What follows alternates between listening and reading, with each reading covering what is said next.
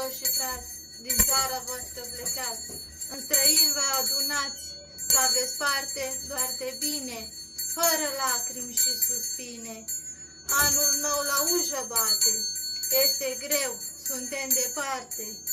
Amară-i viața în străini, ești ca floarea printre spini. N-ai nici stimă, nici respect, suferință și eșec. Stai și suferi în tăcere, fără pic de mângâiere. Vine noaptea, viața-i grea, tu nu ești pe perna ta.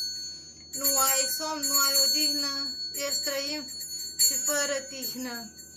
Plâng și suspin, privești în sus, implorându-L pe Iisus, pentru un gram de fericire, de speranță, de întărire.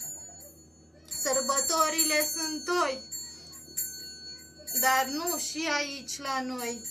De Crăciun nu ai zăpadă, masa nu e încărcată. Închizi ochii, vezi pe-ai tăi, auzi zvon de zurgălăi și colinde asculți frumoase, dar nu-i scoai tăi la masă. Doamne, aripi de meda, a zbura în țara mea, la anul și la mulți ani.